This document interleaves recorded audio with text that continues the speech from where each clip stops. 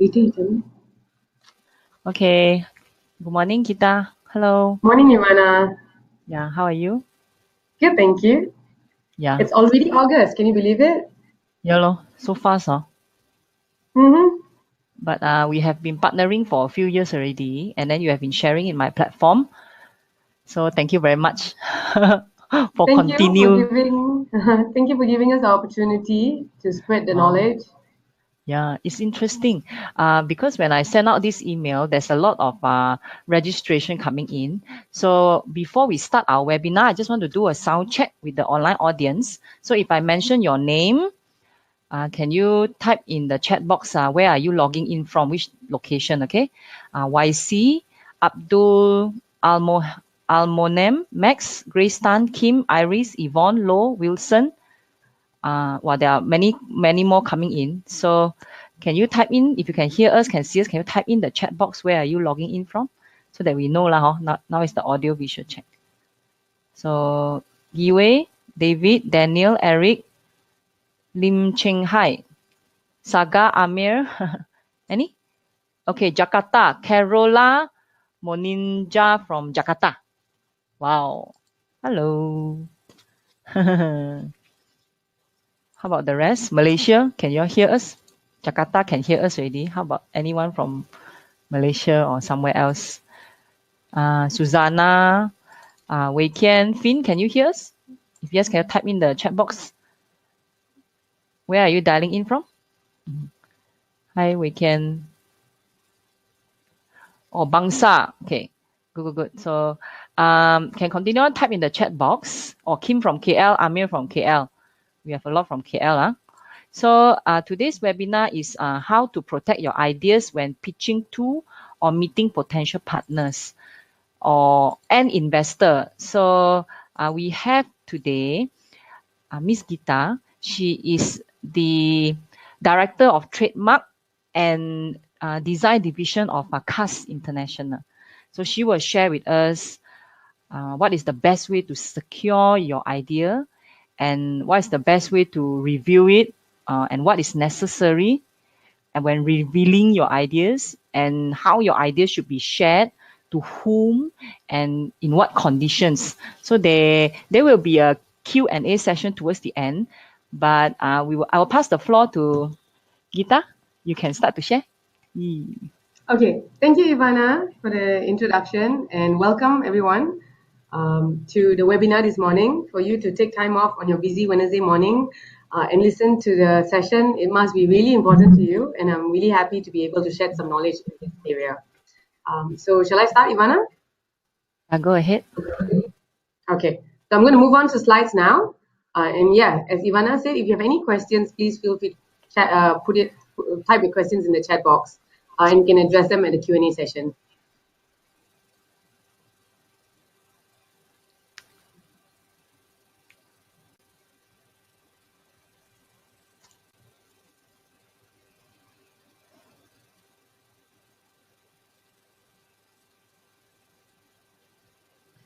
Right.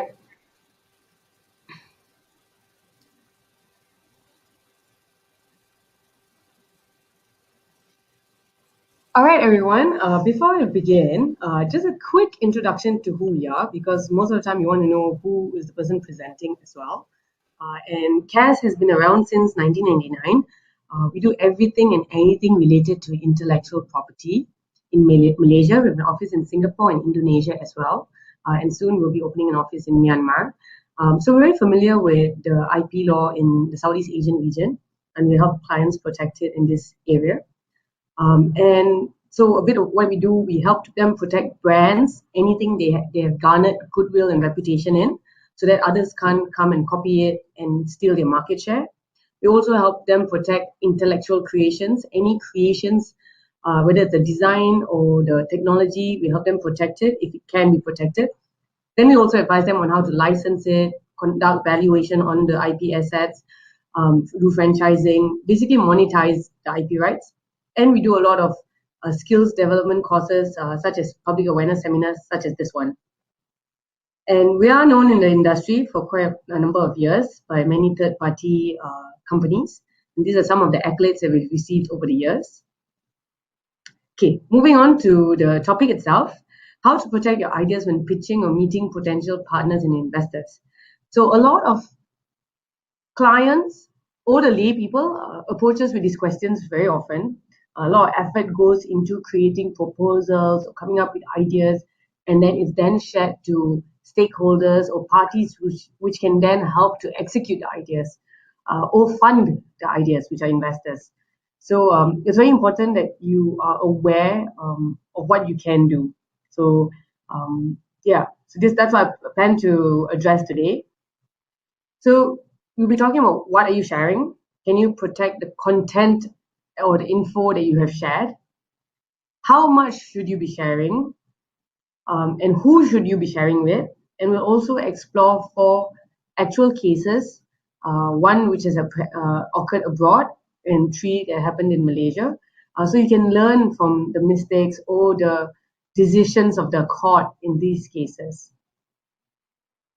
So what are you sharing? So there are many of you tuning into the webinar today, and all of you are not exactly from the same field. Some of you from engineering firms, some of you from advertising firms who give proposals to your clients regularly. Some are joint ventures. You share your ideas with someone that you wish to actually enter into a joint venture agreement with or a company and then execute it. So there's different fields. So you'll be exploring what is it that you're sharing? Technical drawings, ideas, business plans, business methods, sales figures, marketing strategy, or maybe creative advertising proposals. So it's very important to analyze what is it you're sharing. And sometimes it's a whole lump of information, but a whole lump of information has to be dissected to see what information is confidential. And we'll go more into that later. So the other thing you want to think about is, okay, all this information, okay, we talked about this information that you're sharing to the third party, that you're very concerned that that party might actually steal this idea. That's why we're here today at this webinar. So what you want to think about is, can you protect the info that you've shared? Maybe before you share it, is there any way you can protect it? Sometimes the information are ideas in your mind. You've come up with a brilliant idea and you want to talk about it before you execute it or get feedback on it before you execute it, or even get investors, get funding, and so on. So if the information that you've shared is merely an idea, can you protect it? The answer is no. Ideas by itself, the abstract idea of executing a business or whatever it is, painting the specific drawing that you have in mind and you want to paint it, that idea itself that hasn't been reduced to substance cannot be protected by any law. It's merely an idea. So let's take the example here, a book on furniture making. And let's say this book of, you've written a book and or you have an idea of writing this book and you talk about writing this book, and that you talk about it to someone and someone actually goes out and does it, actually executes it, talks about technique of furniture making, maybe in the same industry, and sells the book. So the fact that you've talked about this book to someone and someone's executed it, written the book, included images, and has published it, can you then sue that person for misappropriating your idea? From the facts of this case, if the information that you've provided is just an idea of writing the book, there's no confidential information passed, then no, there's nothing that you can actually do. The person has executed and published the book based on your idea, but he hasn't infringed any of your rights. There's no rights that he's trespassed. Because the idea itself of writing a book about this special topic, the technique of furniture making, cannot be protected. Okay? The other thing about this is the person who's written the book, if someone reads the book and then goes and creates a furniture, Alan Peters, the author of the book, cannot then sue the person who's made the furniture as well. So the execution of what you've learned from a book cannot be infringing on your rights. So the only way this person who's published a book can sue anyone is if that person has copied the book, the contents of the book, and that would be copyright infringement. So when you look at can you protect it, we're looking at what is it exactly we're talking about. For the book, we're talking about the contents of the book, not the ideas on how the techniques on how to execute this furniture making. Now, unless some of the furnitures in the book are design protected. So that means the look and feel of the product, the design of the furniture has been registered in some countries. Then that design, if it's made by anyone else, it will be an unlawful action, it will be an infringement of the designs. So when we talk about what information you're sharing, always dissect it. That's when we can actually see, can you actually protect it? If, like I said earlier, the idea per se, the abstract idea cannot be protected. Having said that, we'll talk about confidential information, because talking about the idea, that yes, it's abstract, and yes, you haven't reduced it to substance. You haven't actually executed the idea. It may still be protectable, or you may still have a cause of action under breach of confidence, and we'll talk about that through the cases that I'll bring about later, and to understand it better. Another example here is a recipe book. So you're talking about the recipes that you have, and revealing information of how your mom makes a specific curry, for instance, and someone goes and writes this book. Whether they have stolen your idea, or there's any unlawful action there, depends. So it depends on whether, when you were speaking to someone else about the recipe and the ingredients and the technique of making it, and the recipe itself on how to actually execute that specific dish, if that was revealed in confidence and they've written this book, then yes, there's a breach of confidence. But if there isn't, and you've just talked about it and said that, and this is very common, and if you know about it, people always say, how do you make this? It's really nice. And then you share the whole thing with them, with a few people at a dining table. And if there was no act of treating it as confidential, then that would not be confidential. And the person who's listened to the whole recipe and goes away and writes a recipe book is doing something that is lawful. You cannot take an action against them. They haven't infringed any of your rights. There was no unlawful action there. So, one is dissecting what is it that you're sharing. Number two is treating it as confidential if it is confidential. Okay, that's ideas. We're talking about ideas. But how about if it's not ideas only? You've reduced it to substance. Okay, let's take a proposal to build a bus station, for instance. You've proposed to the MPPJ to build a bus station with a very creative design, and you were given technical drawings. You have rights in the technical drawings as well. Technical drawings enjoy copyright. So someone misuses that and uses that technical drawings and passes it to someone else, who then manufactures an identical bus stop. That would be infringing your copyright. That technical drawings has been copied. So if you've reduced it to substance and someone's copied whatever you've reduced it to, the material you've reduced it to, there might be cause of action under intellectual property laws, depending on what it is. Another example is if you have specific workings of a new or improved technology, and you share it with, for example, your joint venture companies or your manufacturers, saying that, okay, let's improve this technology in this manner, and that sharing of the workings of the improved technology may be patentable. See, all technology, whether it's new inventions or improved inventions, may be patentable, and what patent means is that it can be protected through patent system, patent law. And if that can be done, then it should be patented before you share it with any third party, because then you have the concern, what if they steal it? So why even have that concern when if you've protected it, there's no question of them stealing it. The other thing is, if it's a design of a product, you're talking about design, or you're coming up with a design, can you protect the design? So explore whether your ideas can be, number one, reduced to substance. And if yes, can you protect it before you reveal it? That's what you'll be doing, actually. So can you protect the info shared? We said here maybe, and the reason maybe is you might be able to through intellectual property law. Because I said earlier, IP, you can protect inventions and innovations that through patent rights, literary and artistic works through copyright, images, symbols, and brands through trademark, and designs through industrial design rights. And this is fairly harmonized around the world. All countries have intellectual property law. Most countries do. Some don't. Myanmar, for instance, doesn't have intellectual property law yet. And so countries where it exists, then you're looking at whether your ideas or whatever you wish to share can actually be protected before you reveal it to whoever you wish to share it with. So it is maybe being some inventions and innovations, patents, for instance, have further criteria. The invention needs to be new. It has to have an inventive step, and it has to be industrially applicable. So that's why the slide here is, it says maybe. It's not directly a yes. And because when it comes to protection, again, there's another set of criteria, like designs, for instance.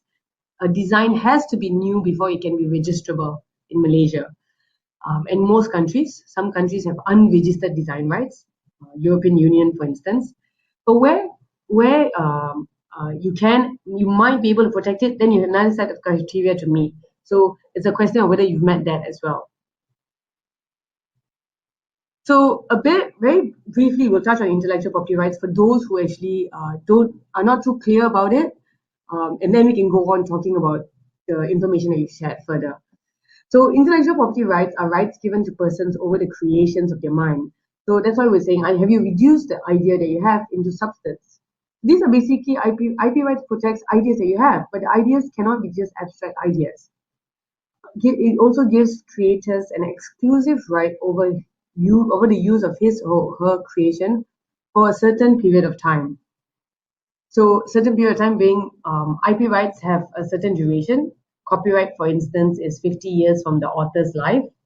And then trademarks are 10 years and renewable every 10 years.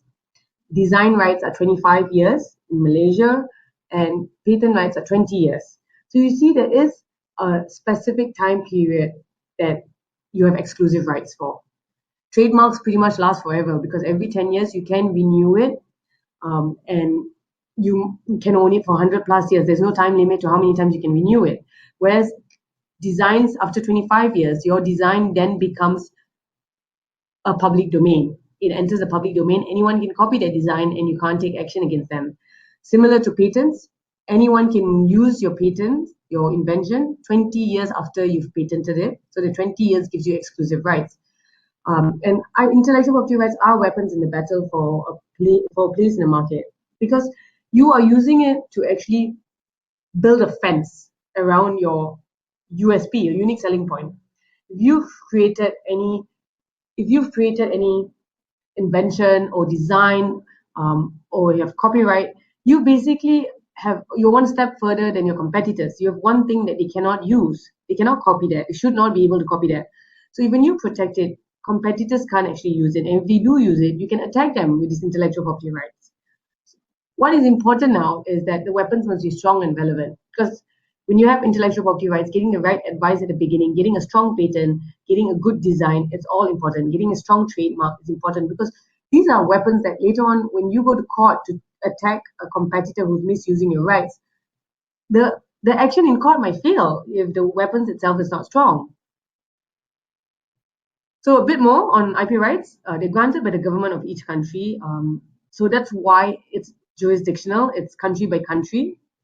And some countries, for trademark, for instance, have a regional application, a regional protection, and that's EU, and 2 regions in Africa as well. But most of the times, it's country by country. And they have a fixed period of duration, and the rights granted to foreigners must equal to the rights which are granted to local businessmen. So there's no discrimination against foreigners. Everyone can apply for rights regardless of whether they are present in Malaysia. And it requires positive action by the owners of IP rights. Basically, if there's no registration, there's no rights. The other thing is enforcement itself. It doesn't mean that you have the IP rights registered. The police will immediately take an action if they find an infringer in the market. The IP owner has to initiate an action, either an administration action, complaint to the relevant authorities to conduct a raid where there's counterfeit goods or infringement of trademark, or take action to court, a civil action in court to stop the trespasser or the infringer from misusing your rights. So that requires a positive action. It's not automatically taken by the government to prevent it. Okay, so there's some that comes into existence, some intellectual property rights that come into existence upon registration, and some where no registration is required, and those are stated in the slides here. So how much, back to sharing, okay? Because we're all here to see, can you protect what you share? How much should you be sharing? So when you're pitching and sharing your thoughts and ideas, the best advice we can give is to reveal only what is necessary. So, okay, taking this into context, if you're an advertising company and you're trying to pitch for a big project, yes, you'll be revealing all the strategies that you have, but you would not reveal everything, and you reveal some of your key strategies and tell them that you have about 4 other strategies that are just as good, but you will reveal them once you're engaged. So you have to be very careful with revealing information. Yes, you need to be able to get the pitch. You need to be successful at the pitch as well. So that's one thing. But at all times, be aware that if you reveal everything, you're also at risk of it being copied. There are measures to prevent it. If it's not registerable by intellectual property rights, there's still measures to prevent it, and we'll talk about non-disclosure agreements later.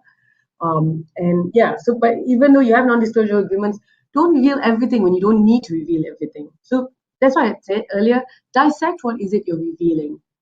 And then highlight it, see what you can reveal to secure the job and what you don't need to reveal. In the early stages of innovation, it is also it's not necessary to share fine details of how the product works and what it does. So earlier I was giving examples on advertising proposals, and the reason that keeps coming up is that's the main concern a lot of advertising companies have, a lot of PR companies have when you're pitching to a client. So now moving on to another example, if you have an innovation and you actually want to get investment into it, or you want to get a joint venture, a party interested to come together and work together. So in searching for investor or searching for the other party to come in and share the whole workload and execute the idea, sharing the innovation is possible without sharing the fine details on how the innovation actually works or how it's manufactured. Uh, Sharing what it does is important to actually get people interested, but the fine details on how to actually enable the product to work or enable the process to work does not need to be shared. So when you keep back some information, the other party can't do much with the information that you've revealed. So keep that in mind as well. Of course, where possible, if you can protect it by intellectual property rights, do that, because that's the best sort of protection ever. That's why if that's available, that should be a priority. But where it's not, then look at what you can do to not reveal everything. So who are you sharing with? Are you sharing it with the whole world? Are you sharing it with one person? Sometimes the discussions that you have, and you're at either the advertising page or you're sharing innovation details to get to a manufacturer to see whether can you manufacture it at a lower cost. And those are discussions sometimes before you even come and get patent advice, because you want to see whether can you even build a prototype, what's the cost of manufacturing it. There are a lot of background research that you'll be doing, and you'll be sharing it with people that are relevant and people that you need to share it with. But the question of who are you sharing with begs further detail and further observation on your end. When you go in for the meeting with the manufacturer, when you go in for the meeting with the client, are there more people in the meeting room? And yes, if there are, who are they? Why are they there? Do you need to share the information with them? So ask yourself these questions. And if this does arise, like why is there 5 people in this meeting room and I only need to meet 2 of you to discuss this idea? Then raise that question as well with them. Later we'll talk about non-disclosure agreements, but see, in being an intellectual property firm ourselves, we are always faced with new ideas, new inventions, breakthrough technology, and that's our bread and butter. Okay, if we reveal any confidential information to anybody out there for any purpose, we, number one, it will tarnish our brand. Number two, we will be out of business immediately because that's our bread and butter. New technology comes to us first. We see it first before we patent it. So, but even then, some clients, knowing that we have a huge duty of confidentiality to play, they still ask us to sign a non-disclosure agreement, and that's very good practice. That's excellent practice. Despite the fact that when IP firm in confidential information is everything to us, we have to keep everything confidential within our 4 walls. The fact that they are so concerned that they ask us to sign a non-disclosure agreement is excellent. So yes, if you go into a meeting and there's 5 people there and you only need to reveal to 2 people, well, number one, you have to find out why there's additional persons, and if you can, limit it to just the key people that you need to share the information with. And later, we're talking about non-disclosure agreements, get them to sign a non-disclosure agreement if you can. So we'll touch on that as well. If you can is another question, another big question, because not everyone wants to sign a non-disclosure agreement. But yeah, so here, the point I want to point out is, who are you sharing with? Next, okay, we talked about this. So be selective with who your ideas are shared with. Do a background search on potential clients or investors. Look at their portfolio. Or this other thing is that you can do a lot of research. You can talk to people who've had these investors, worked with these investors before. Talk to people who got pitched to these clients before. Find out about their reputation in the market. That's also crucial, because some parties have a reputation to misuse information that's pitched to them. So be aware of who you're pitching to or sharing the information to. Look at their portfolio and think about what their intentions are going into business with you. Some people have the intention of learning the information and then going out and executing it on their own. Okay, now we've come to non-disclosure agreements. I've already mentioned this agreement a few times during this presentation. And non-disclosure agreements helps you where intellectual property rights can't help you. If there's no intellectual property rights for you to protect, then you can look into getting a non-disclosure agreement drafted and signed between the parties involved in the meeting. So in the non-disclosure agreements, you'll have obligations of confidentiality. We're saying that this is the information that is being shared with you, and that information will be detailed. You'll say it's know-how, it's technology know-how, or it's marketing strategy or advertising proposals, revealing. So you'll be very specific of what's being shared. Because the content of the non-disclosure agreement is both parties are signing to keep the information confidential.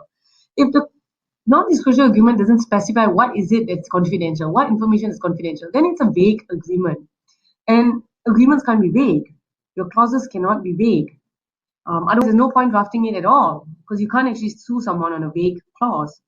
So the issue here is make sure it's well drafted, make sure the confidential information is described or defined properly, and both parties will then sign the agreement. The agreement can also include provisions where the consequences of any party breaching the agreement. So, okay, here's the important information about non-disclosure agreements. If someone signs a non-disclosure agreement, but later on breaches the non-disclosure agreement, what's your cause of action against them?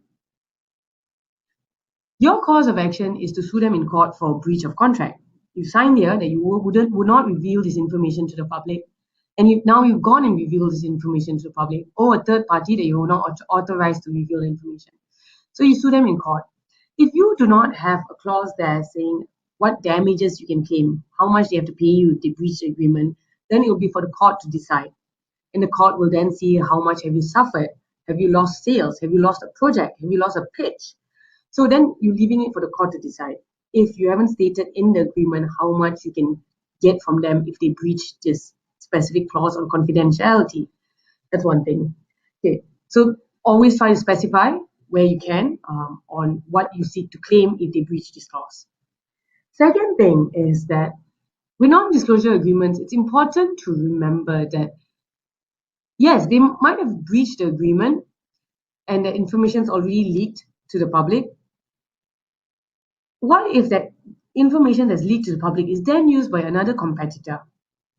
Okay, let's take a glove manufacturing company, for instance.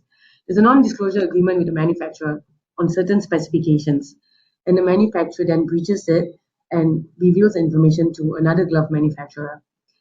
So you will sue the manufacturer because he's entered into a non-disclosure agreement with you.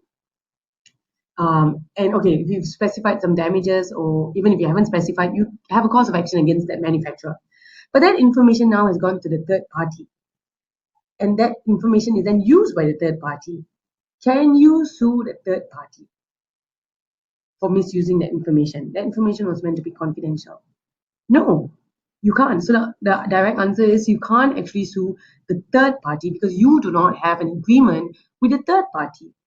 The other competitor who's got the information from manufacturer has not have any relationship with you. There's no agreement that he has entered with you. So there's no confidentiality obligation with you who initially owned that confidential information. So because of the act of the manufacturer, where that information is now public domain, yes, you can sue the manufacturer for damages and get compensation, but you can't sue anyone else who misuses that information. So that's the problem about non-disclosure agreements. If anything, it acts as a deterrent, but it doesn't stop the information from being used by the public once it's already leaked. Once already leaked, the information is there in the public domain. So that's important for everyone to know, because it's not the protection that is immediately curbs leaking of confidential information. So that's what everyone needs to know. It curbs it or deters it with the person that you've signed it with. So it's not so easy sometimes to grasp this. So if you have questions, please feel free to type in the chat box. And moving on to what is confidential information, I was saying earlier in the non-disclosure agreement, do be very specific. Be very specific. What's the confidential information that is confidential? What's the information that is confidential? Sometimes you're looking at definitions such as this. You say it includes patents and patent applications or trade secret, copyrighted information, proprietary information, ideas, techniques, sketches, drawings, works of authorship, models, inventions. So if anyone who wants, number one, a copy of the slides, or number two, this definition, if you want to, you have a non-disclosure agreement, you want to amend it, or you want to include this as a clause, this definition, please email us. I'll give you my email address at the end, and that shouldn't be a problem at all. But yeah, you'll be making it as wide as possible. But while it's wide, make sure that this information is confidential. And later we'll talk about some cases how stating that it's confidential is not enough. You have to treat it as confidential. So you can put all of this, but if it's not confidential, then the court won't treat it as confidential. You can't expect another party to keep something that is not confidential. So I was saying earlier, the tough part about non-disclosure agreement is that with confidential information, once leaked information is public information, and you're unable to take action against a third party who's unrelated to you. So yes, now we've talked about intellectual property rights, we've talked about non-disclosure agreements, but we've had situations where non-disclosure agreements are something that the party that you need to discuss the information with, or share the idea with, does not wish to sign. A government, for instance, we've had cases where clients have spoken to government and government refuses to sign the non-disclosure agreement. So then it comes to a question of who has the bargaining power. Obviously, if you want a government project, the government has a bargaining power. He's put a tender out, and there's probably 5 to 15 companies who are applying for the tender. They don't need to sign an NDA. So because if they refuse to sign an NDA, what are you going to do? Are you going to not tender? Are you not going to share your ideas that you have to try to secure that government deal? So it's ideal that you have a non-disclosure agreement signed, but sometimes in reality, it might not even be signed because the party that you wish to have them sign might refuse to sign it. So that it then comes to who has the bargaining power. So the reason in this slide there's a girl flying a kite is they might tell you to go fly a kite. We touched on trademarks earlier, and trademarks have been stolen as well.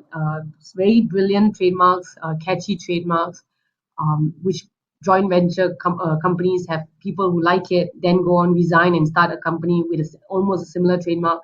So very important, if you have catchy trademarks or very good trademarks for your business, and you do have an intention to execute the business, then register that trademark as well in countries that are relevant to you. For copyright, okay, so sometimes you can, for advertising companies, again, you use storyboards, videos, and written proposals. So instead of just talking about it, you reduce it to substance. You put it into a storyboard or slides. When someone copies that idea, that's an easier way to prove that this was my idea. Look at this. I've reduced it, and you've used exactly this whole flow of sequences in this advertisement proposal. So when you reduce it to substance, there's something that to show. Like let's say it's an advertisement. Now there's tons of advertisement on YouTube, mini advertisements for companies. So you have a storyboard, and the storyboard reflects a lot of similarity with advertisement that it was executed, a video or filmed, and is played on YouTube. That then is comparison show that there is copyright infringement. This whole idea was reduced to substance, and this, can you see the similarities in here? There was copyright infringement. So when you reduce it to substance, it's easier to then compare what was copied, what elements were copied, what were the elements confidential. So even if copyright law can't protect you, yes, all this was copied and this was confidential. See, we signed an NDA on this. Or see, these parties here can who were witness to the meeting confirm that it was confidential. It was revealed on a confidential basis. So when you have more ammo, so you have more ammo to actually argue the case when things have been copied, is when you've reduced it to substance. Additional thing that you can do is add a copyright notice on all of your materials. See, the copyright notice has no legal significance. It does not mean that you put a C and a circle around it that you have registered your copyright and no one can copy it now. It merely shows that this material enjoys copyright and this company owns this copyright. So it deters copycat. People out there will then think twice about copying it. So copyright is non-registrable intellectual property right in Malaysia, and it enjoys automatic protection. But the difficulty about automatic protection is sometimes, how do you prove that you were the first original owner of this copyright, creator of this work? And automatic protection is tough because then you'll have to go and dig back 5 years ago, 6 years ago, or more than that. Who sketched this drawing? Who sketched this idea? Where are the proof that you are the true owner as of this date?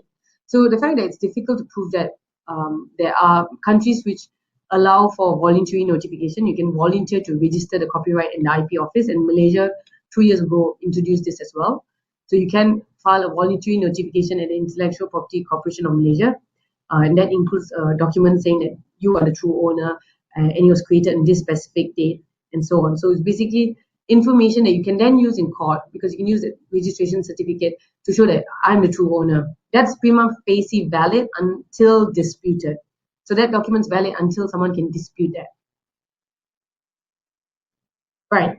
So now on to some juicy stories, and I'm sure most of you will be waiting for this because you want to see what actually happened in Malaysia and abroad along the lines of confidential information being shared. The examples that we have are not specifically information that is shared to advertising companies or to win a pitch or to win a proposal or to win a tender. These are relationships with either ex-employees or with joint venture companies. Okay, so let's get cracking on them. First case study explores that the information must be confidential in nature.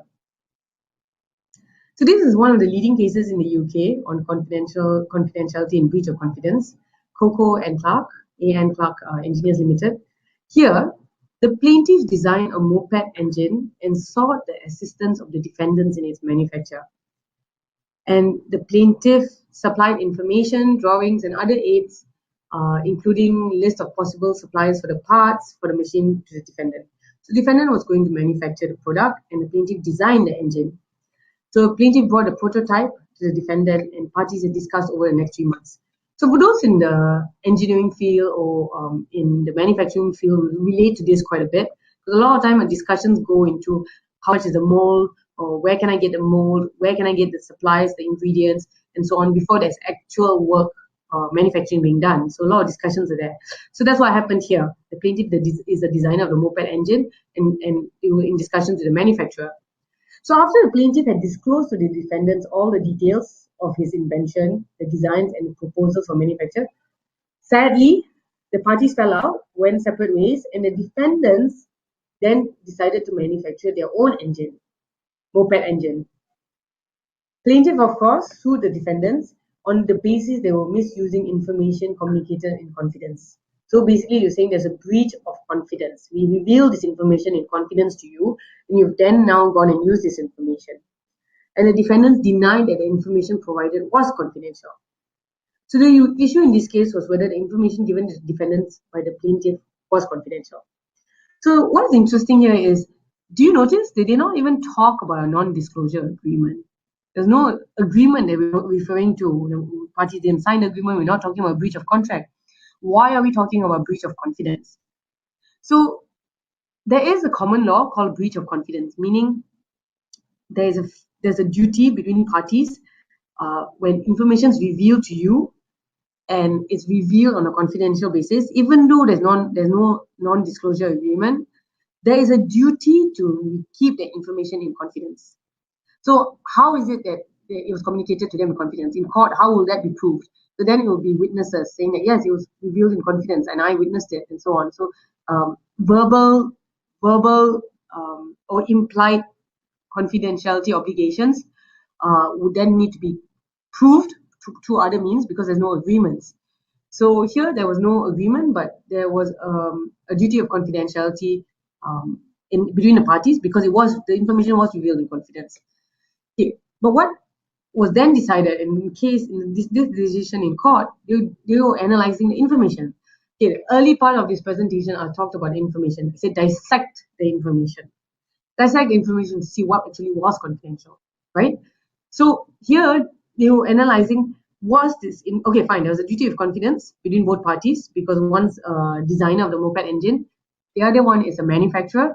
There was a duty of confidentiality, but was the information itself confidential? So here both parties had common experience and common knowledge of these types of information. So the manufacturer is not new to this industry. He knew about manufacturing moped engines. So that they knew a lot, both had knowledge in this industry was shown in the correspondences that took place between them. And the facts are against inferring confidence between the parties, meaning that the duty of confidentiality, the facts showed that there was no duty of confidentiality, and the defendant's engine components can be purchased on the open market in the same way the plaintiff's design can be purchased in the open market. So they show that a lot of this information are available in the open market. The components of the engine, the design itself is available in the open market. So the design itself is not new. And remember, I told earlier that if you can dissect it and if the design if you have any intellectual property rights, go and get it done. So if the design was new, the plaintiff here could have easily registered the design under industrial design law. So here they said the design can be purchased in the market, so it's available in the market. So there's nothing new about the design. And the plaintiff's expert evidence was not convincing. So it seemed that the ideas and similarities between the design and the components in the plaintiff and the defendant's mopeds were common to the moped world. So now the defendant's gone and manufactured his own moped. So then they'll analyze what is information that's confidential, what's information to the public. So based on all the facts, and facts are very, very important. Decisions are always decided based on facts in the case. So based on the facts, of the three elements essential to the cause of action for breach of confidence, only one condition was met, that the information was communicated in circumstances importing an application of confidence. The other two, that the info was confidential in nature, and there was unauthorized use of the info, were not met. Okay, so there's three things when you want to actually sue for breach of confidence. Three criteria that it has to be met is that information has to be confidential. There's a duty of confidentiality between the parties, and there was unauthorized use of the information. So here they say yes, okay, there's duty of duty or obligation of confidence, but the other two, information was confidential and there was unauthorized use of information were not met. Well, number one and the two criteria that was not met, if the information was not confidential, then of course there was no unauthorized use because there's no question about getting permission to use information that's not confidential in the first place, right? So the main thing here was that information was not confidential. Evidence was adduced by the plaintiff and that failed to reveal that the similarities between the engines, both engines, were made, the defendant's engine was made using the confidential information, or that his engine had original qualities that would amount to confidential information. So the decision keeps going back to the fact that, okay, you have two engines here. You have plaintiff's engine, you got defendant's engine. Plaintiff is claiming that defendant manufactured an engine based on confidential information given. So they compare and say that the engines are common in using information that's in the public domain. There's no specific information that you've revealed that they've misused. So in this case, you're looking at the main focus here was what is it have you revealed? And that information that they shared that was revealed was in the public domain. So this case, the plaintiff lost. So in the initial part of this case, when I was starting and describing the facts of the case, it sounded like the defendant breached their duty of confidence. Okay, plaintiff designed a moped engine and they sought the assistance of the defendant for its manufacture. But what came out of the case is that what was actually revealed, the defendant has gone on and manufactured it. So what's important in this case, right, is that number one is why did the defendant go and manufacture it? There must have been information revealed to show that this thing is what the public wants, or this thing is easy to manufacture. For whatever reasons that the relationship went sour, the defendant saw possibility in earning revenue from manufacturing this engine. That's why they went and manufactured it on their own, even though the relationship went sour. So that's one thing. So there was something about it that the defendant liked. But when you dissect the case and see what actually the plaintiff supplied to the defendant, there was no confidential information. So it's important to always see what is it you're revealing, and before taking action, is it confidential, number one? Did you treat it as confidential, number two? And was there unauthorized use, number three? The next case is about, again, confidential information as misappropriated. Here, the plaintiff was an employer to four defendants, first to four. So the four defendants are individuals, and the plaintiff is suing ex-employees, right? If you're the employer to first of four defendants, you're suing your ex-employees. And the four defendants dealt in the sale of certain scientific equipment to hospitals, universities, research centers, and so on. It was an exclusive distributor in Malaysia. The plaintiff was an exclusive distributor in Malaysia for some of the scientific equipment. The four defendants incorporated a company, the fifth defendant, and approached three of the plaintiff's customers offering the same products that the plaintiff sold, but for a lower price. One of the customers eventually purchased from the fifth defendant. Well, why wouldn't he? If a customer is getting it for a lower price, of course, it makes business sense to buy something that is of the same quality or is an identical product for a lower price. So the fifth defendant, which is the company that the ex-employees are now part of, also approached overseas principal and supplier of the equipment and was appointed as a distributor for the products in Malaysia. So now you've approached the principal who previously used to have agreements with Schmidt Scientific, and Schmidt Scientific was the exclusive distributor. And you go into negotiations with the principal in the foreign countries, and when the negotiations are successful, a distributorship agreement was then entered into with the plaintiff, with the defendants and the principal. So when there's another distributorship agreement between the defendants and the principal, the exclusive agreement with the plaintiff became non-exclusive. And obviously, in all distributorship agreements, there'll be clauses giving conditions where it can be non-exclusive. So they would, if there was a breach of the distributorship agreement, the plaintiff would have taken action against the principal. But sometimes this can, in the agreement itself, it allows for an exclusive relationship to be made non-exclusive. And there'll be grounds on when that is possible. They probably met those grounds. So here, the plaintiff sued the defendants for breach of duty of fidelity and good faith and breach of confidence. So as ex-employees, they had some duty of fidelity, which is again duty of keeping information confidential, and good faith and breach of confidence. So the court here held that the duty of good faith and fidelity prohibits an employee from using any confidential information during and post-employment. So this is confidentiality obligations can be included in employment contracts, but even when it's not included, the employees have a duty of good faith or fidelity to keep information in confidence. Where there is a confidential relationship between two parties, the court can infer an implied contract arising from that relationship. And the court held that the plaintiff had evidence to prove that the fourth defendant had printed out information relating to the plaintiff's customer database, suppliers, and cost prices, and this evidence was not refuted by the defendants. So again, it's all based on facts. So here the plaintiff had evidence. If you do not have evidence and you don't collect evidence to show that there was misappropriation of information, it will be very difficult to prove in court that someone has misappropriated this information. There are times that it can be inferred or implied And I think the last case today that we'll be discussing today, the court inferred and implied that information was stolen. But at all times, keep information, keep data or keep evidence, and that's why CCTV helps a lot, because CCTV helps to show whether information is being stolen. Sometimes where it can be seen, where it's information on the PC, very important to know that very important to keep information confidential, and only some people has access to thumb drive. They can steal information, can save information, and so on. So you have to then take in measures on how to protect information that you have, so that so that employees cannot misuse the information when they leave employment. So here, the plaintiff had evidence to show that information was actually taken out by the defendants. And fourthly, the court held that the method of compilation of the list of customers, their specific needs and cost prices was confidential, even if the method of arriving at the selling price of the equipment was neither a unique intellectual work nor ingenious.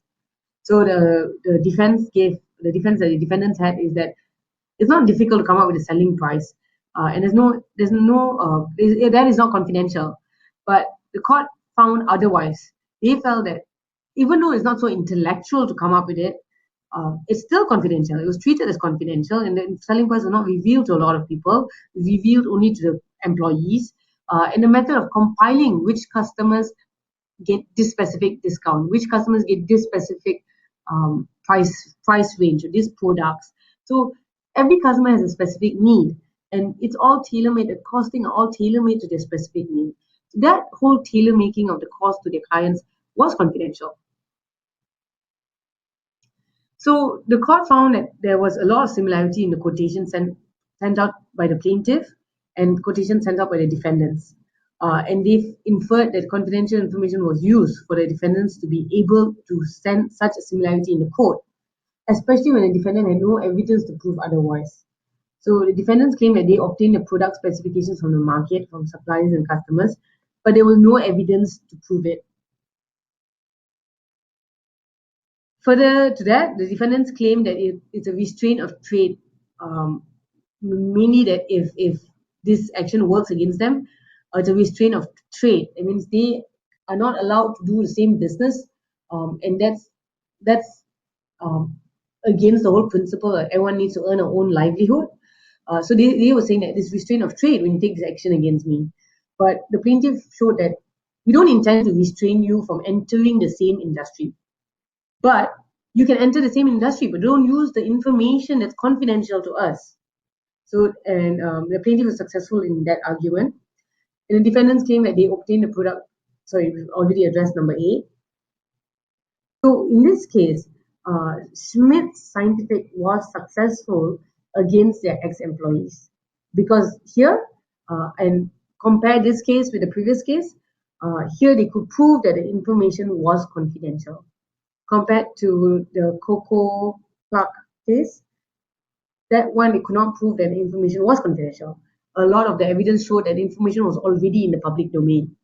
Here, the information was not in the public domain. The specification of the equipment, the tailor making of the prices to suit the customers, all of those were confidential, and the ex-employees misused this information.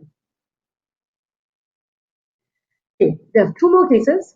The third one touches on duty of good faith and fidelity. So have you all heard of the Swenson Hair Care Center? Someone is tuning in from Jakarta, and I'm not sure whether Swenson is already in Jakarta, but Swenson is actually a hair care center where it helps people grow hair. Does that make sense? But it helps people take treatment or use products to assist with hair growth. And it's well known in Malaysia. They've got many branches of franchisees in Malaysia. So what happened here is Swenson Hair Care Center took an action against one of their ex-staff, Irene Chin Ziling. And the plaintiff, Swenson, whose business was providing skin and beauty care services under the name of Bella Beauty Center, employed the defendant. And the defendant was the center manager. So this employee was working with another center, which is called Bella Beauty Center, also run under the Swenson Hair Care Group. So here, it was a beauty center, and the defendant worked with Bella Beauty Center. And the defendant was the center manager for the PJ branch. So when she resigned, she joined another beauty center and started contacting the previous customers of the plaintiff, asking them to discontinue their treatment contracts with the plaintiff and ask them to try the new beauty center, Marique Wellness. So defendant sought an injunction to restrain the defendant from contacting or corresponding with any or all of the present customers of the plaintiff. So the court held here the information was again dissected. Okay, what is the information that you are claiming that she copied? Is it confidential to your company? The court held that customer list and details of the customers are confidential in this case. It was expressly mentioned in one of the clauses in the employment agreement. So that makes it very easy for the court because, hey, there's an employment agreement and they specified what information is confidential in the employment. Second one is that the plaintiff's customer names, list, details could not have become part of the defendant's own skill, knowledge, and business experience as the defendant had submitted. So the defendant submitted that this is not information that I stole. This is information that I know over the many years I've worked there. But this argument by the defendant failed as there was evidence to show that the defendant had taken possession of the customer's treatment cards during the period of her termination notice. So this is very interesting. Okay, let's explore this a bit further. The defendant was arguing that this is my own skill, knowledge, and business experience. Valid argument. It's a very, very valid defense, actually. And earlier case, we talked about restraint of trade. So we are not allowed, even in your employment agreements, to restrict an employee from resigning and entering another company with the same expertise, basically your competitor who will be in the same industry. You can't restrict that. And the reason you can't restrict that is that they still need to earn a livelihood. They have built their years of experience in that industry. You cannot restrict them from earning a livelihood. So here, the earlier case, we're talking about restraint of trade, and the court said it's not restraint of trade because they're not preventing you from entering this domain of expertise of this industry. They're saying don't use confidential information. So here, the defense was that I'm using my own skill, knowledge, and business experience. So there are cases to show that this information which you are claiming is confidential, it's not confidential. It's information that I've learned over my skill, knowledge, and business experience of working in your firm or in your company. And that is true. So that's why the information will then be dissected in court to see that is this information skills of executing something and knowledge and business experience, or is it confidential information? That would then be dissected and the court will analyze what is this? Is this confidential information or these are skills gained from employment? So an example of skills gained from employment in this beauty care line, for instance, if she's the center manager, then her managerial skills on how to run that center efficiently, profitably, that would be skills. That wouldn't be confidential information. She would have learned how to execute those kind of skills, or the knowledge that this client likes a specific treatment, this client has allergy to this specific skincare product. It might be knowledge over the many years. But if you've got knowledge of 100 or more clients, that's questionable. How can you store that kind of information in your head? Is that knowledge or is that confidential information? So that will be how the court will actually dissect it. And what's even more here is that evidence was found. Evidence was found that the defendant had taken possession of the customer's treatment cards during the period of termination notice. In this case, what it was that the defendant was managing the counter where all the treatment cards are saved, and one of the customers who was in the seating area or the waiting area actually saw her taking treatment cards and reviewing them and copying them for her purpose. So there was evidence that there was a customer who saw this and this was then related to the owner, to Swenson's itself, and that evidence was used in court. So a third one, the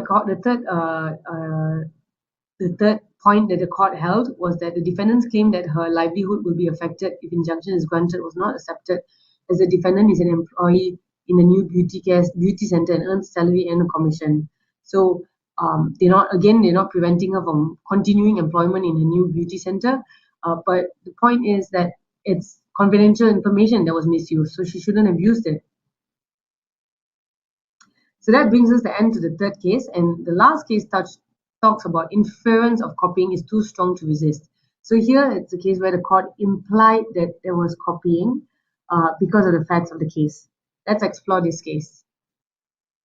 In Electrocat Australia versus others, the first and third plaintiff developed and sold anti-car theft product, which is called Stop Card Auto Theft Device. And the trademark was Stop Card. The second plaintiff was granted a license to use the trademark Stop Card in some territories, including Malaysia. So the first and third plaintiff developed and sold. Second plaintiff, the local company, was given permission to use that trademark Stop Card. The second defendant was the director and shareholder of the second plaintiff. So second defendant was a local company. Second defendant was the director and shareholder of the local company. And he is under a duty of confidence as required by the clause in the licensing agreement. And also directors have a fiduciary duty as well for whatever companies they are working for. Because as a director, they have more responsibilities and more rights implied on them. So anyway, the second defendant resigned from the plaintiff. So this again, an ex-employee left, ex-director left, and entered into employment with the fourth defendant. The fourth defendant launched a similar product called Stop Car. So Stop Card and Stop Car. So there's also a trademark dispute here, a trademark infringement here. Stop Card and Stop Car are very similar, substantially similar, which will be confusing to the public. But we're not talking about a trademark here. We'll talk about a confidential information. So plaintiff sued, claiming breach of confidence, breach of fiduciary duties in passing off. Defendants denied using confidential information and claimed that the product was derived from their own technology and that it was already in the market prior to the Stop Card product. The court here held that while the plaintiffs took 2 years to develop their product, the anti-theft product for cars, the first defendant was able to do so in a short time. How is that possible? 2 years compared to a very short time. So that they inferred that the first defendant had copied the plaintiff's product. That inference was too strong to resist, meaning that it's so obvious that that's why you did it in a short time, because you have copied something. So by virtue of his position as a director, Lai owed certain fiduciary duties to the second plaintiff. The duties of a director are those fiduciary duties owed by senior officials of a company, and as such are higher than those owed by employees and managers. So here the case dealt with trade secrets, which was information which any reasonable employee would recognize as a secret to his employer's business. The defendants who were privy to the said information were able to develop a product similar to the plaintiff's product. So here they said that the information was confidential, so they dissected the information, and this information would definitely have be viewed as confidential as any reasonable employee. And the defendants were privy to the information because they hired an ex-director who had information. All this information were within his knowledge. So the other thing the court said is the springboard doctrine does not apply here. Springboard doctrine is where there was no copying, but there was learning. There's learning from an invention in the marketplace, and one can reverse engineer a product in the marketplace to learn from it and then create something new. So that's the springboard doctrine. I then copy, but I learn from whatever you put in the marketplace. So they say the springboard doctrine here does not apply, as it was not possible to reverse engineer the product because the idea itself was in the chip. So that brings us to the end of the case studies and the cases that were actually heard in court and decisions. So those are not confidential because they were actually decisions that were delivered by the judges, and we're sharing them with you. So the three things that we would like you to leave this webinar today that was delivered by the judges. The three things I would like to leave this webinar today with is know what you're sharing. So dissect the information that you're sharing. Identify what you can protect and what you can't protect. And lastly, take measures to protect it. And where you can't protect it, have agreements in place. So have a non-disclosure agreement. And also know the limitations of a non-disclosure agreement. So very happy to have shared that with you today. And now we can move on to the Q&A sessions.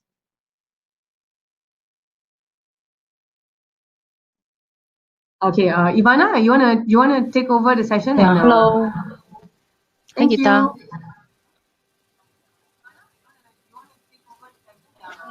Yeah. Hi, Gita. Yeah, Hi, so Ivana. maybe you can share your webcam again. So now is Q&A session. And then before, maybe Geeta, you take a break first. So before we continue on with the Q&A session, I just want to ask the audience, how is it? How is the session? Type 1 if let's say it's you find it great. Type 0 if let's say you don't, nothing much, not great. Type 1 if you find it great. Type 0 if, yeah. Yeah, really good, really good. Okay. So thank you, Gita. A lot of people is learning a lot, especially from the case study, and it's interesting. It's interesting. It's interesting to see the examples, real life examples.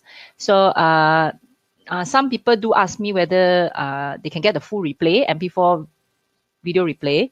So if you want to get the MP4 replay, can you type in the chat box 2 if you want to get the replay? If you want to get the MP4 replay.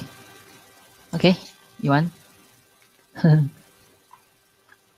Okay, 2. So pay attention. I just switch the screen to my, where? Here. Okay, in here.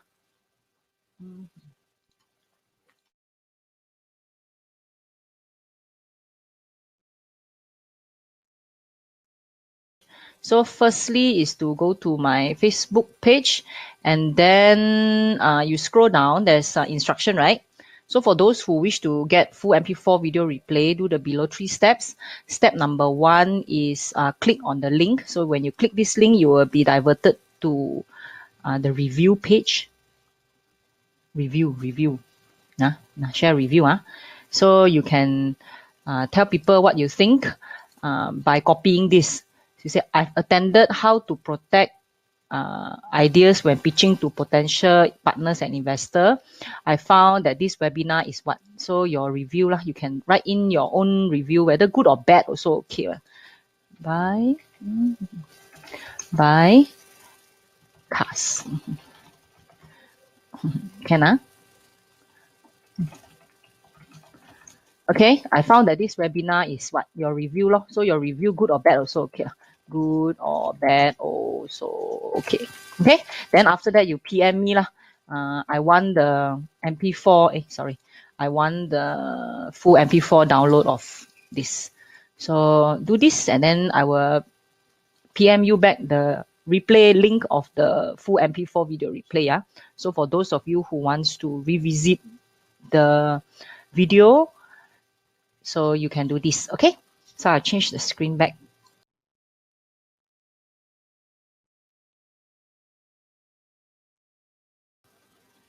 Okay, so now Gita, now is the Q&A time. So the first question is by Giwei. If I have some new design product to manufacture, how can I prevent the manufacturer from copying it when I approach them? Thank you, Giwei, for that question. So we're looking at whether can you actually register it by IP rights first. So that's the priority, because intellectual property rights is the best sort of protection in these kind of cases. So if you're new design to a product, then you're looking at, okay, if you're going to a manufacturer, you are probably seeking a few quotes from a few manufacturers, trying to see what are their terms. So if that's the case, then you'll be revealing it to a few manufacturers. And if you have the intention to launch this product eventually, then and it's a new design, then have it protected. Have it protected by industrial design rights, and then go seek for quotes or terms of or conditions from manufacturers. I would definitely advise registering it first as an industrial design. Having said that, some products, we've met someone who manufactures high heels and shoes, and they feel that okay, so cost of registering an industrial design is around 2,500 ringgit, plus minus, right? So in the fashion industry, goods and trends change very fast. When it changes very fast, is it worth it for you to register a design? When it changes really fast, and very soon you'll be revealing another new design. In those cases, then it's not practical to register your design, because that product changes very fast, the design changes really fast. In that case, then you will have only a non-disclosure agreement to rely on. So you go to, if it's something that it's going to be in the marketplace for a while, and you see it being a design that will be well received by the public and will be there, then it's worth it to register the design. If it's not, you plan to change it very frequently, then you're looking at relying on non-disclosure agreement and getting a manufacturer to sign that. I hope that's clear. Okay, Giwei, can you let us know whether you have further question or you're very happy with that answer? Okay, next we move on to the next question. But so far, let me see. Is there any question? No question so far from the public. Yes, thank you. How much is the NDA again? Just now you did mention, right? 25, right? 2005. So that's the design registration. So NDA ranges between 1,500 to 3,000 or more, depending on how complex the NDA is. Okay. You're looking at 1,500 to 3,000. Okay, so 3,000 plus the registration, 25, then it would be like 5,500. Something like that. Yes. Yeah. No, okay. but if you haven't registered, it depends. If you haven't registered, the design is registered, then you don't, in theory, need NDA, unless you're also revealing other information that you can't actually register, right? You can't. There's some know-how, specifications that are confidential. Then you also be buying an NDA. Okay, thank you. So, Giwei, how about the rest of the audience? Do you have further question? I'll do a poll. Create a poll. Do you have further question? Do you have further questions? Wait, I type. Yes. No, I don't have question. Wait, I'm doing a poll. Okay. Very shy one because my audience. Do you have further question for Geeta? Then tick the button yes. I'm typing it now. Okay. Sometimes we think that they no response, but actually they need to type it in a short while. They are in a very stressful mode now. So we need to wait for those that have questions. So no, I don't have any question. So okay. So yeah, they are still 33%. They have question typing it now. So okay, we wait. Okay, next is TN. TN, if I intend to promote branding for my food product, how can I protect the branding? Okay, so branding is actually one of the easiest ones to protect. It's you're looking at trademarks. You're looking at what countries you're venturing your business to, because it's country by country again. Seeing whether you have a strong brand. If it's a new business, then highly advise getting advice on whether is it a strong brand or a weak brand, and always start with a strong brand. But if it's already an existing business, then you'll be getting advice on how to strengthen your brand.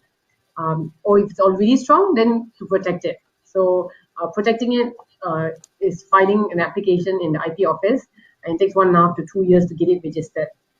Before filing the application, you want to do a trademark search to identify whether is this brand available in Malaysia. Has another party already applied for it in the same industry? So you'll be doing a trademark search. If that's a clear report, there's no possible objections that could come up, and we will advise you on that in the search report. Then you proceed with your filing. So that's how you protect it. You have a registered trademark then. Okay, thank you. So Tian, let us know. Okay, let us know whether Geeta answer your question. We move on. We move on to Marvin. Marvin, his question is, if my startup company is involved in service industry, for example, restaurant, on the menu and the concept, the whole concept, can it be trademarked and patented like KFC or McDonald's? If it is not, how do I prevent my chef? Oh yeah, the chef is the critical one to take over the menu concept. That's a good question. So that is a good question. So a bit on KFC and McDonald's. So KFC has trade secrets. So trade secrets are basically confidential information. They've kept some information in the way they manufacture some things confidential. So even though KFC is present in so many countries with so many franchisees, how do they do this? How do they keep information confidential? The batter that the chicken is fried in, is confidential. All the franchisees get a bucket of flour. That flour, what's in it, what's mixed in it, no one knows. Well, not no one knows, but the headquarters will have certain people who actually have this information. So that's the only way. If there's some information that you can hold back, even from your chefs, because the chefs are employees and they might leave to another restaurant and might execute the same recipe or ingredients. So if there are things that you can hold back and have a key person manufacture it and keep it, and then that is then added into the ingredients or added into the product itself. For example, if you're making a curry, I keep calling it curry, I think because I'm an Indian. Keep on giving examples on curry. But yes, let's say it's a curry, and the sauces that are specific to manufacturing this curry, not manufacturing, sorry, making this curry. And that sauces incorporates a few different pastes. Some paste you can make it and keep it confidential. And one of the things that the chefs asked to do is always add this. So there are elements of your recipe that you can keep confidential. If you can, then do that, because that's the only way moving forward you can prevent your chef from taking over information that is then making the meals taste good and makes your restaurant unique among all the competitors in the marketplace. Other than that, Marvin, apart from the menu and the concept itself, restaurant concepts can't be protected. That's a business concept. So, for example, before this, if there was no takeaways and suddenly someone started a takeaway business, they just come in, order, and take away. There's no place to sit. Domino's, for instance, Domino's sometimes has outlets where it's only takeaway and not so much sitting in. But let's say that's a new concept. We were not exposed to takeaways. Everyone thinks restaurants and you go and sit down. That concept, even though it's new, cannot be protected. It's a way of doing business. So a restaurant concept might not be protectable. Something that the way you're delivering food to the table might not be able to be protected. But you can then dissect it. See, okay, is the layout of the restaurant unique? The layout can be protected by design rights. Is the uniform of the staff unique? Like Hooters, for instance, have a specific uniform. So you're looking at what elements can I protect? What personality have I given to my business that I can actually protect through intellectual property law? And intellectual property law then prevents other people from copying it. Okay, hope that's helpful, Marvin. Okay, Marvin, let us know whether that's helpful or not. Your question is being answered. We move on to TN. Again, TN, follow-up question. If trademark is available at the moment and I'm just starting to promote the brand, can I trademark it later once there is more brand visibility? Or he's like strategizing. If a trademark is available at the moment and I'm just starting to promote the brand, can I trademark? Oh, okay. Let me rephrase this, TN. You were saying that you already know the trademark is available, so that means you've done a search and it's available in the IP trademark database. And you're just starting to promote it, so can you actually register the trademark later? Okay, it's available. It really depends. You know why? When you've done a search, let's say you've done a search 2 months ago, and it takes time to build a brand. So it takes another 6 months or 8 months, and then you get some awareness, and people are coming, and people know the brand, and you've got Instagram followers, Facebook followers, and so on. And then you go and register the brand. Well, there's a risk in that months that you have from doing the search, from finding out it's available, to then registering it, that someone has already gone and protected that brand or something similar to that. So that's a risk, and for us, it's very difficult to advise because we can't advise on should you do this or should you not.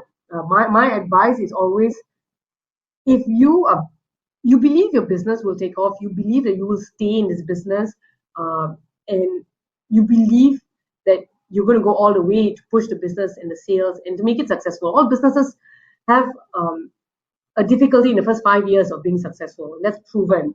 So if you feel that you're going to go all out, then why wait until the brand's built up and have that risk? And if you've done a trademark search, you've also incurred cost for a trademark search. So if you already incurred cost, there's a little bit more cost or investment to get it registered. So you might as well get it registered at that stage, because then you don't have the gap of, do you know whether anyone else is coming between the search and the filing? Right. So Okay. hope that was helpful. Yeah, it's like bulletproofing things, right? Yes. Okay. So yeah, Marvin actually responded. He said, I see, understand. Thank you very much on his question on the restaurant. So is there further question from from the online audience? Any question? Any question? Wait, I do a poll again.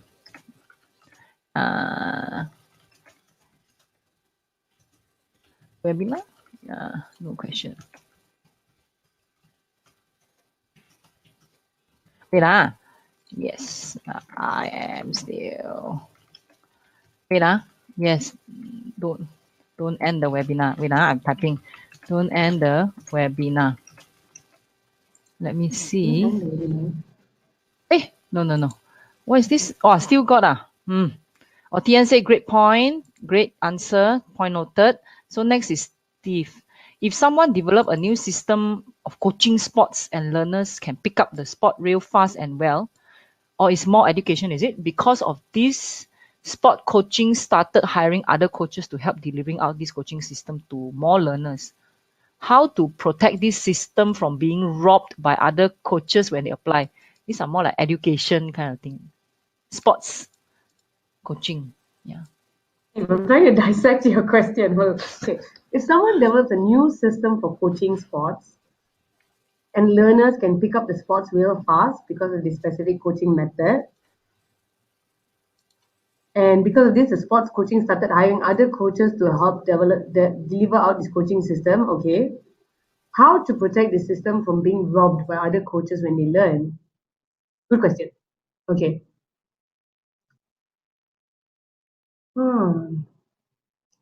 Coaching, again, this goes into the realm of method of coaching. Business methods and methods of coaching or teaching cannot be protected. Okay, so what you then have to do is dissect it again. So okay, I'm going to give you an example in the training field because a lot of people relate to that. Okay, Franklin Covey and the 7 habits of effective people or highly effective people. So that 7 habits, and okay, let's say you run a training center where you teach leaders to have the 7 habits, you teach employees to have the 7 habits, you teach managers to have the 7 habits. The 7 habits are specific things that he's listed out, and he has training in that field. So you will take this into your context of coaching. So let's say the 7 steps that you coach, and that's why they learn it fast. So the 7 habits, for example, sharpen the saw. Sharpen the saw means that you have to constantly learn and learn things in your field. So you constantly become the expert in your field. You are the go-to person in your field. That's sharpen the saw, increase your knowledge. Then you begin with the end in mind. Whatever you do in life, in business, begin with the end in mind. So you imagine the end, and then you work your way towards the end by having a plan and a bunch of other things. So if you haven't read it, everyone out there, go and read it because it's a really good book. But so the 7 habits, the way he's done it is anyone who reads it, or any coach or teacher who reads it, can actually train the same elements, but they won't name it sharpen the saw, begin with the end in mind, and there's 5 other things, because Franklin Covey has personalized it. He's gone and trademarked that names, sharpen the saw, begin with the end in mind, and so on. So what I would say is the method itself can't be protected, your coaching method, but you can personalize your training center with a brand and brand the elements as well. So then you stand out as a pioneer in the marketplace, and anyone wants to go to another company that does the same thing wouldn't go because they don't recognize the name. They're like, I don't know this. Do they actually do this? So in something that you also relate to, Steve, is because it's in the sports field, is Zumba Fitness. Okay, Zumba Fitness, it's a brand. What they do is they teach aerobics with music, right? And there are tons of aerobics classes out there with music. I think Zumba either was one of the pioneers in that field to start it. What can they protect? They can't stop all the aerobic classes from doing aerobics with music, and maybe even using the same methodology. So what they can do and what they have done is branded themselves well. So you, Steve, will be relying on brands in your business. Okay. Hope that helped. And if you have any more specific questions, feel free. If anything, to the listeners out here, if anything is confidential, you don't wish to ask, it's completely understandable. Shoot us an email. I think later, Ivana, maybe you can type my email address in that chat box because my slides are not there. Or yeah, then they can email because it's too confidential. Can type now? I can type the email now. Okay, my email. Oh, do you want me to type it? Come. Okay, yeah.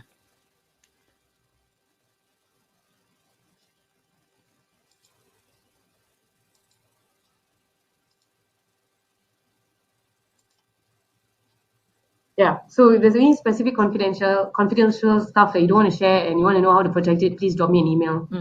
Okay, thank you. So we move on. Lip Kalok. So what are the common issue in travel industry? So general, the question. Common issue. Well, Means how AirAsia they has a nice protect. new office. Oh. Have you heard? Hmm? That is a very general question. I'm so sorry, I can't actually address that. Yeah. So maybe more specific, your question, Lip. Okay, move Yeah, on. because travel industry affects what are we talking about, airlines, or are we talking about travel agents, or are we talking about companies that organize packages? Are packages being copied? So it would a more specific question would be easier to address it. Otherwise, I'll be beating around the bush of everything under the travel industry.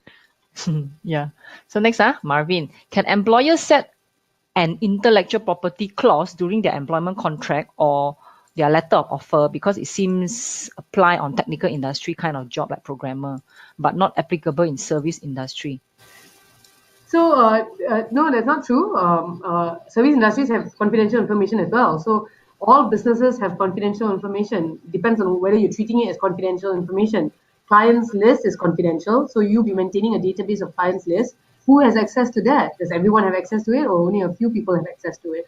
All employment contracts should have a clause on confidentiality obligations, stating out that some things are confidential, highlighting what are confidential, and stating that every staff has the duty of confidentiality during employment and post-employment.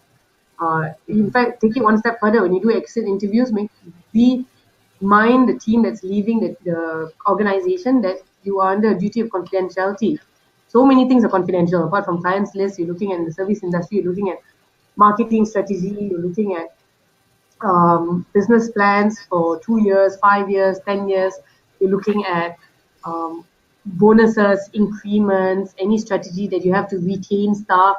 There's a lot of information that a company has that is confidential. And yes, you should definitely include it in your employment contract. It'll be a confidentiality clause that you'll be including, not so much an intellectual property clause. But yeah, Marvin, if you need any help at all, please drop me an email. We can advise you further on this. Okay, thank you. So we move on. Steve's question is, would NDA help in preventing hire coaches from robbing the method of coaching? Robbing. Very strong word. Not stealing, rob. Because they are fitness coach, they got all the strength to rob. Okay. Okay. Yeah.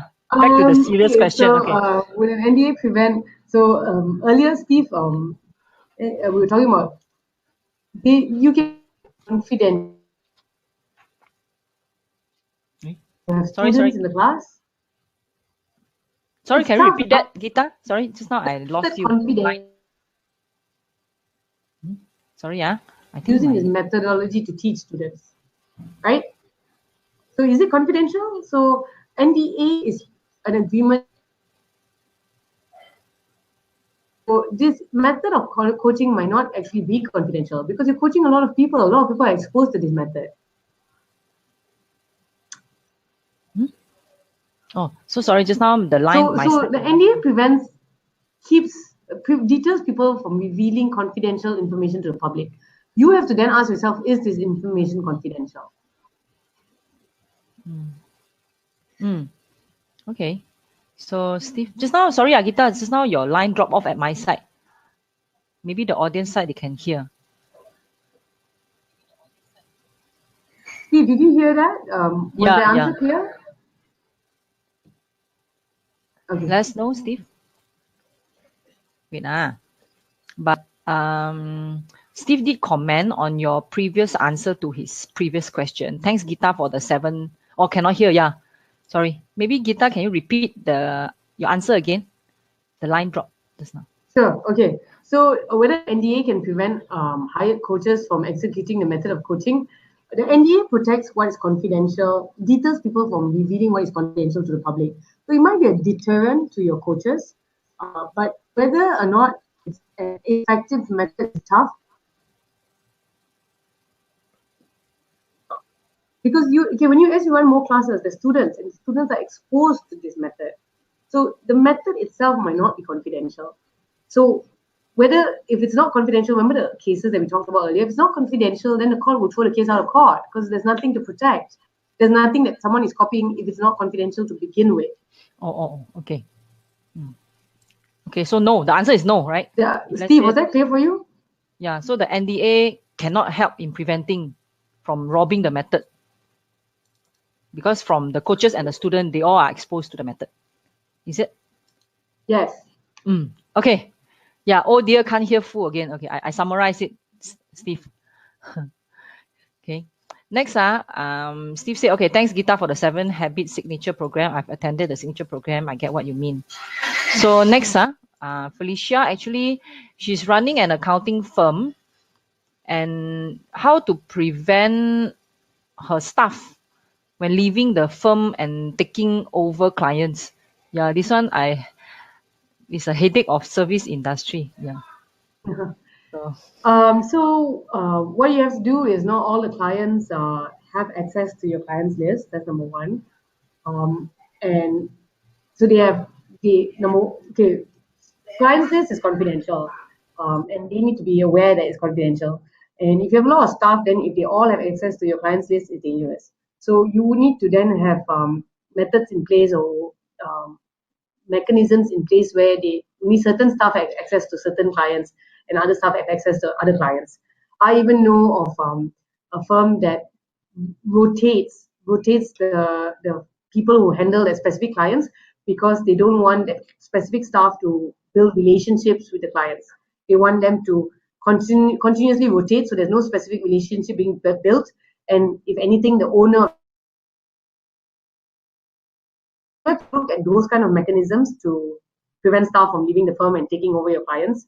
Having mechanisms in place where the client list itself is kept confidential and on a need-to-know basis by staff.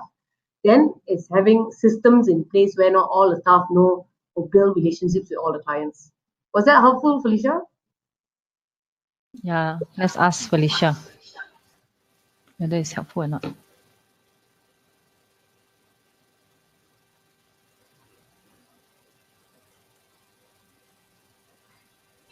Because for like accounting firm or service firm, the relationship is the key, right? Like say client will follow the person. So okay, yeah, Felicia said yes. Thank you very much. Okay, so okay, the poll. Just want to ask, is there further question? I think Felicia's question is the last one already. Now it's already 11:30. So is there any further question? If no question, then we shall end the webinar. And of course, for those of you who wants to get the full webinar replay, can go to my Facebook page and then follow the instruction, and then can PM me, leave a review, good or bad also okay, doesn't matter. And then, hopefully good, right? Yeah, hopefully good. But I don't like influence my audience to leave good review before I give them thing, right? This is they must review from their heart. It's from their heart, okay? It's not fake it out. Yeah, you're right. So we would love constructive feedback. Even if you say that the internet connection was bad, please let us know. We'll definitely correct it in the future. But luckily, your main presentation was fine. But during the Q&A, just certain part lah.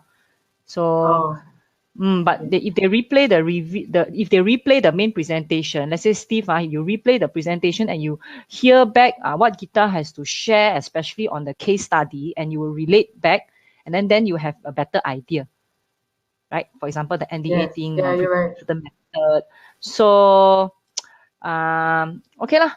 One last thing, very important.